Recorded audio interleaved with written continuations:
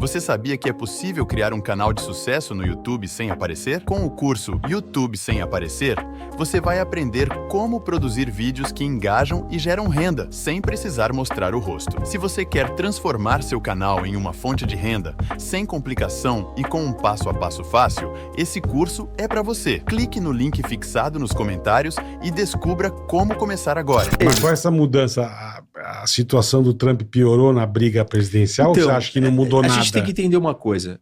Eu acho que a Kamala é uma candidata muito ruim.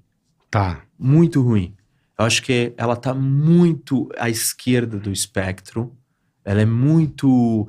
Ela defende ideias muito radicais, extremistas.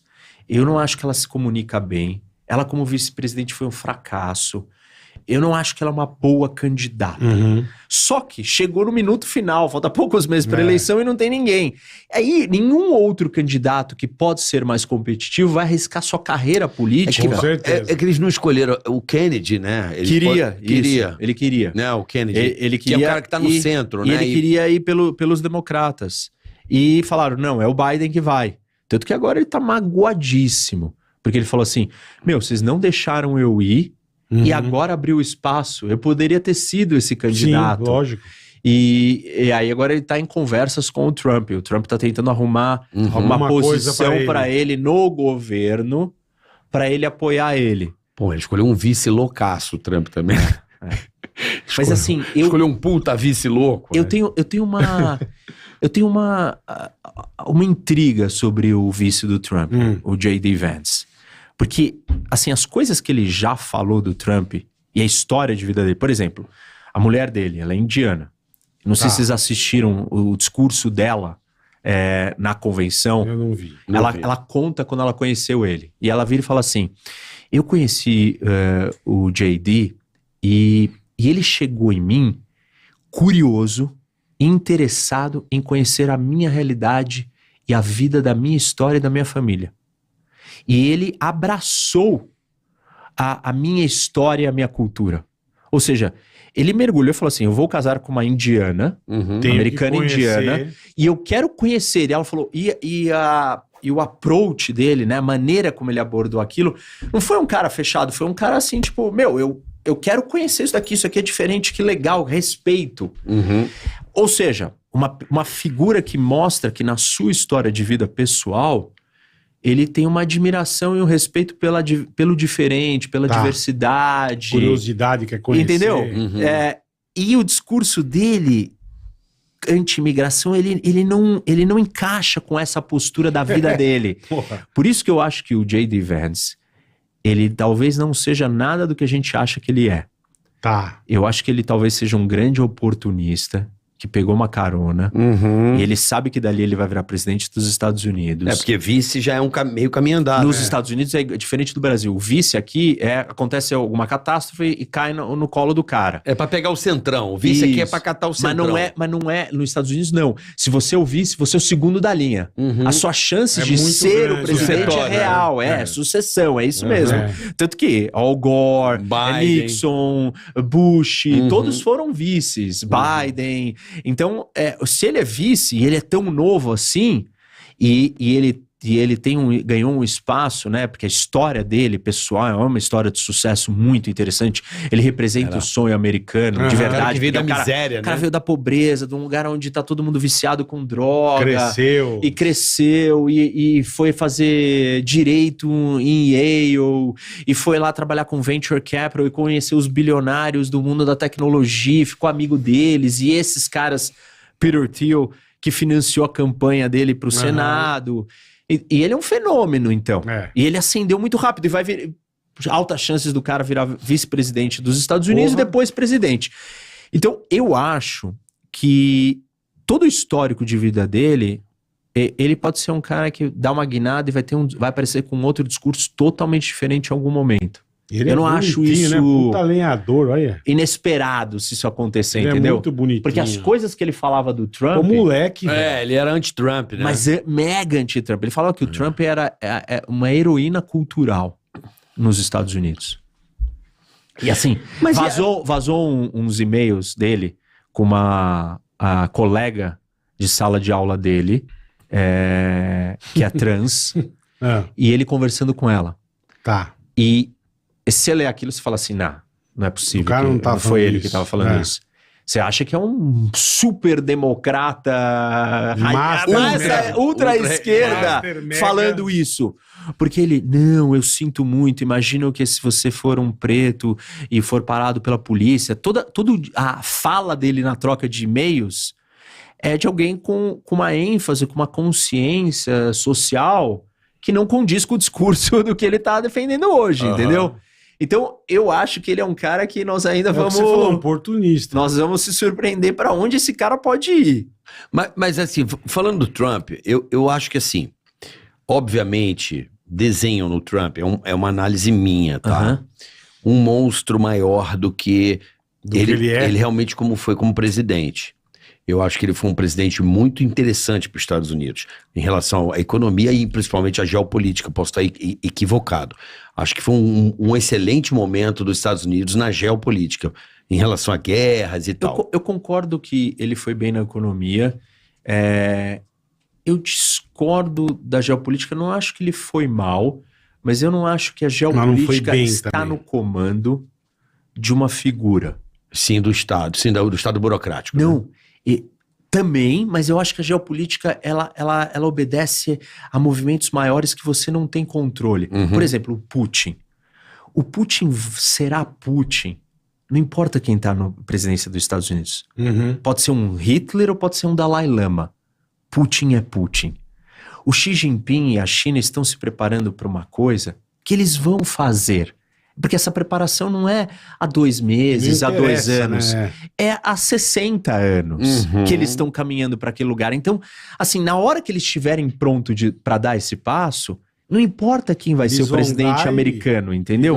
Então, tem um movimento na geopolítica que ele segue o seu tempo próprio. E pode cair no colo situações melhores ou piores. Existem acertos de política externa do Trump muito fenomenais? Existem, por exemplo, os acordos de Abraão no Oriente Médio, que botou Emirados, Bahrein, botou países próximos com acordo de paz, de normalização com Israel. Ok, boa. Ser duro contra a China. Boa, isso é uma política externa boa. O Biden foi mais fraco com a China? Não. Ele pegou tudo que o Trump começou e dobrou a aposta. Deu continuidade. Ok. O Biden quis acabar com o acordo de Abraão? Não, tentou fazer o acordo com a Arábia Saudita, com Israel. Tudo igual, entendeu? Agora, o Irã resolveu atacar com o Hamas e com todo mundo. O Irã tá ganhando poder desde quando os Estados Unidos invadiu o Iraque e derrubou o Saddam Hussein. Aí o Irã começou a dominar o Iraque. Quando ele domina o Iraque, ele tem fronteira com a Síria e com o Líbano. E assim, então, isso está em construção. O crescimento do poder iraniano está em construção por vários presidentes americanos. É meio império, né? É meio estrutura imperial, né? Isso, tipo então, Império Otomano. Então não é 4 anos. As pessoas estão olhando para a geopolítica porque elas começaram a prestar atenção em geopolítica, porque o político que elas gostam começou a falar daquilo. Então ela repete o que ele está falando, mas ela não está acompanhando a história da geopolítica. Pô, eu tô falando, a Rússia vai invadir a Ucrânia. A Rússia vai invadir a Ucrânia. Pô, mas é óbvio. Eu tô falando hoje, aliás, há vários anos, a China vai invadir Taiwan. Pode ser que ela resolva invadir quando o J.D. Vance estiver sentado no negócio. Aí você fala, não, porque ele é durão, então ela não vai fazer. Tá bom, ela espera 4 anos e faz no 4 anos seguinte, não vai mudar nada, entendeu? E não fez com o Biden lá, né? O quê? Ela não fez isso com o Biden. Com o Biden, que é vulnerável, não fez, entendeu? Porque porque ela não tá pronta. Então, assim, essa discussão de, não, ela sabe que ela pode esperar 4 anos se essa for a diferença, mas não é a diferença, porque a nação americana não é ditada só pelo presidente. Você tem o Pentágono, que é a maior estrutura militar do mundo, que os caras estão lá dia e noite monitorando o que a China tá fazendo e estão falando, galera, agora a coisa apertou. Esperto, O cenário geopolítico ele está em construção para esse colapso. Eu não acho que 4 anos de Trump, os próximos 4, se ele for eleito, vai ser um cenário suave para ele. Mas, por exemplo... Mas você acha que ele tem chance de não ser eleito? Eu acho que não, mas aí eu não respondi a pergunta que você fez no começo, da Kamala. Isso, E que essa pergunta é importante porque as pessoas têm que começar a entender isso antes das teorias da conspiração dominarem elas. Eleição nos Estados Unidos, o voto não é obrigatório. Não é obrigatório, exatamente. O que significa isso? Se eu for capaz de empolgar a minha base para sair de casa para Pra votar, votar em mim? eu posso ganhar a eleição. Então a eleição é sobre quem eu consigo empolgar mais. Entendi. O Biden não empolgava mais ninguém. Não, zero. Porque, claramente ele tinha um problema.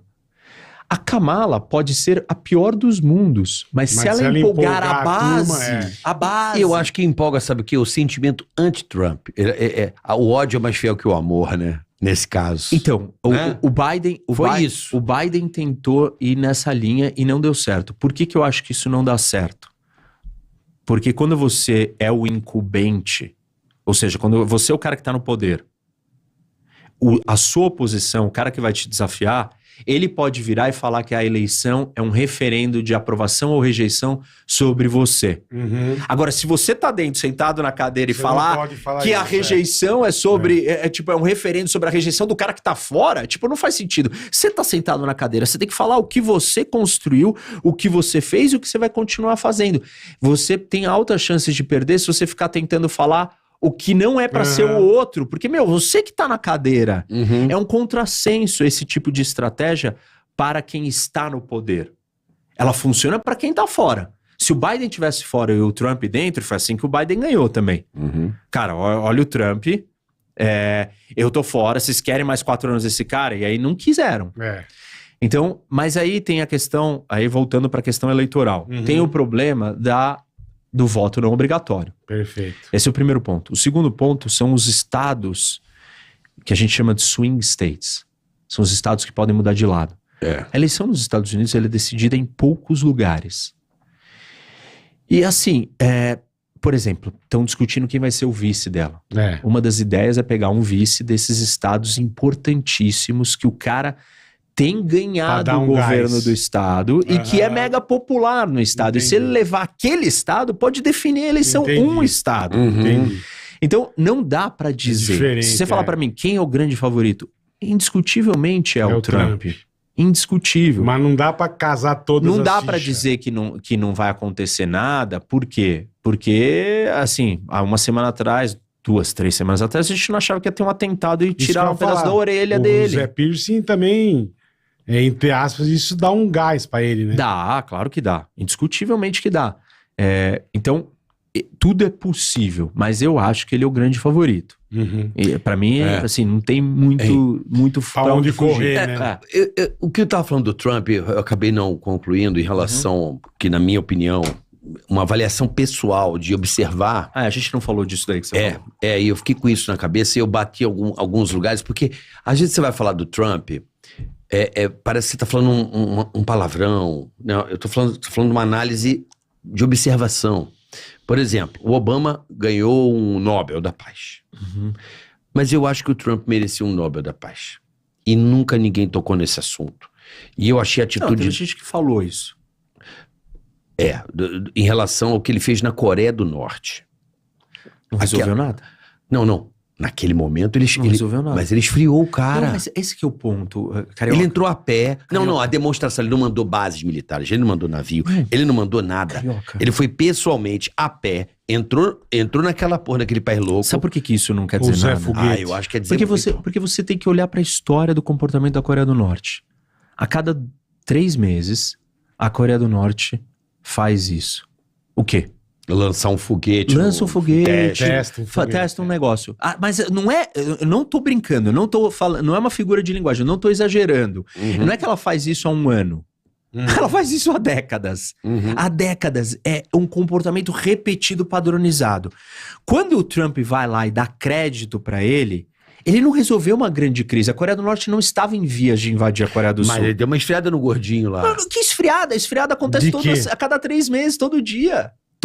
A cada 3 meses, ele... É que tava muito pesado. O gordinho tava com ameaças muito direcionadas. São as mesmas ameaças. Até hoje, né? Todos os dias, daqui 3 meses, nós vamos ver, ele vai fazer a mesma coisa. Ele não vai fazer nada.